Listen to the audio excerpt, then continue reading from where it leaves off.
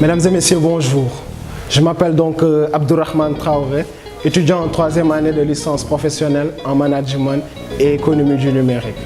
C'est SMT News. Aujourd'hui, donc, nous allons parler de la LIPMEN.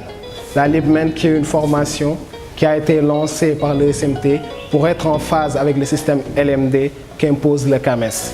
Nous allons donc recueillir des témoignages d'étudiants, de professeurs, des membres de l'administration qui vont un peu nous parler de ce que c'est la LIPMEN et des spécialisations que cela regroupe.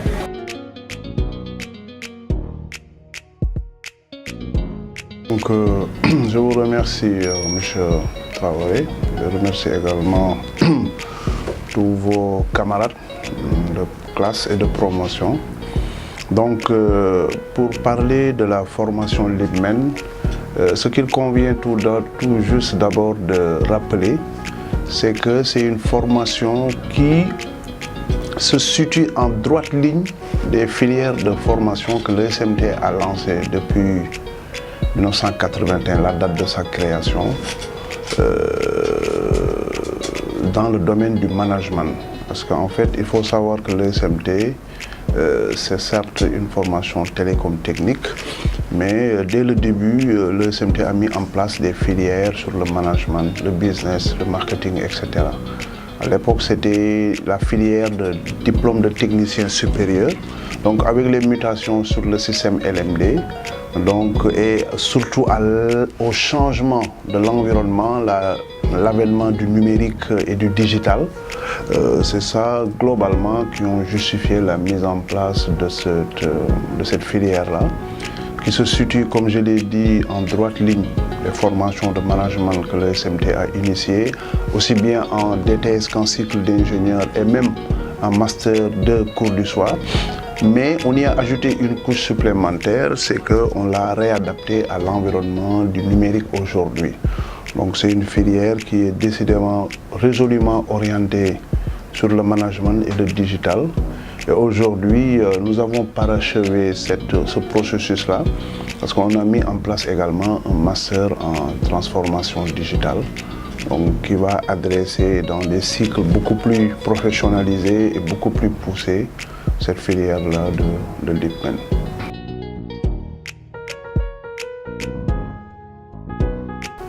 Bon, pour les spécialités, vous avez la spécialité technico-commerciale, malheureusement, qui n'a pas été choisie par des étudiants, mais je veux dire que c'est la filière des DTS technico-commerciales.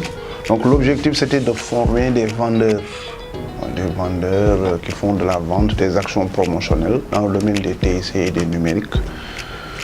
Vous avez également la filière gestion de projets innovants. Donc la gestion de projets aujourd'hui, c'est l'alpha et l'oméga du management. Donc nous avons pensé mettre en place une filière dans ce domaine.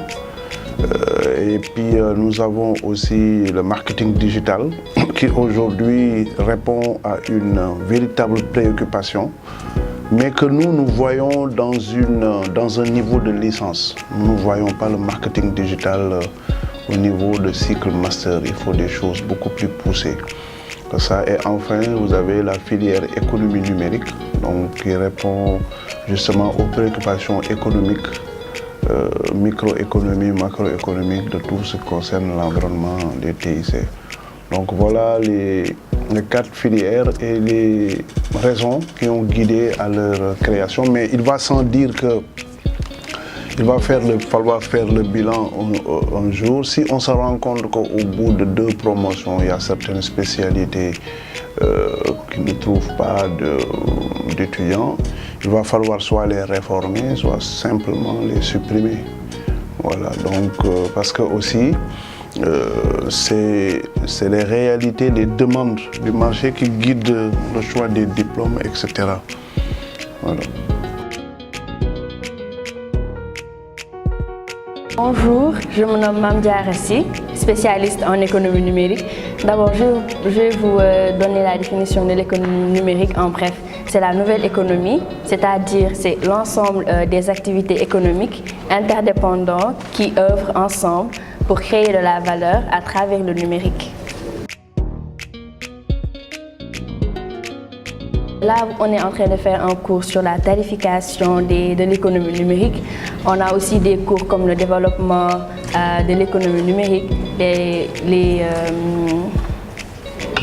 la régulation de l'économie numérique, e-service, e-administration, les business models de l'économie numérique aussi. Là, on trouve aussi qu'il y a beaucoup d'intérêt parce que les entreprises de nos jours, ils tendent vers la transformation digitale. La spécialisation gestion de projets innovants, qui est une spécialisation assez spéciale parce que nous, personnellement, nous devons faire une certification du PMI, Project Management Institute des États-Unis.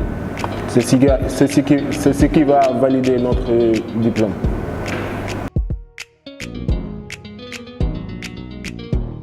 Je ne vais pas dire ça parce que là, je ne sais pas ce qu'on fait sur les autres modules, sur les autres spécialisations. Mais à ce que je sache sur ma spécialisation, c'est bon, je peux dire que c'est au top, ça a de l'avenir. Pour commencer la licence, on a toujours eu à apprendre des basiques sur le marketing, que ce soit traditionnel comme numérique. Et quand on a commencé la spécialisation mardi, on a vraiment eu l'opportunité d'aller plus en profondeur par rapport au marketing digital, notamment avec des modules comme le marketing viral, la communication digitale, le community management, tout ce qui est référencement et développement web. En plus de cela, on a eu à faire tout ce qui est design à travers des modules comme l'infographie, la production audiovisuelle, etc. Donc c'est vraiment des choses qui nous ont permis de comprendre comment faire la promotion d'une entreprise, comment bâtir l'image et la réputation d'une société sur les médias digitaux qui sont les tendances aujourd'hui en termes de communication.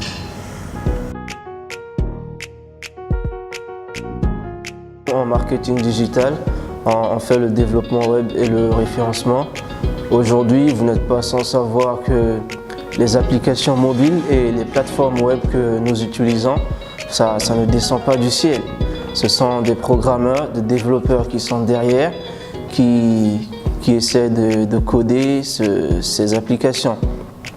Donc, une fois que vous créez votre application web ou mobile, il va falloir le référencer sur le moteur de recherche, par exemple. Donc, lorsque vous créez votre site web aujourd'hui, vous pouvez le référencer sur des moteurs de recherche comme Google afin d'améliorer votre positionnement sur la première page de résultats de Google. Aussi, lorsque vous décidez de créer une application mobile, il faut penser à le référencer sur des plateformes comme Play Store ou Apple Store, etc. Donc, c'est un peu ça ce que nous faisons dans la spécialité marketing digital en ce qui concerne le développement et le référencement. L'infographie, c'est tout simplement le traitement d'images en numérique. Donc l'infographie est très vaste, il faut le dire, et c'est quelque chose qui est fondamental, je dirais, pour toute entreprise. Et ça demande un minimum de créativité, de design pour rentrer dans la tête du consommateur et illustrer ce qu'il a dans sa tête. Donc un simple visuel peut pousser un consommateur à acheter ou à faire une action, alors que plutôt d'exposer un ensemble de mots qui vont juste l'embrouiller. Donc l'infographie est devenue une matière fondamentale pour toute entreprise, tout prospect, et je dirais même pour l'image d'une personne en tant que telle. Mesdames et messieurs, c'était donc votre émission ESMT News. Nous avons parlé aujourd'hui donc de la LeapMan, que vous avez vu qui était une formation très enrichissante, qui offrait beaucoup d'opportunités. Et donc nous vous disons à la prochaine pour plus d'informations concernant le SMT. Merci.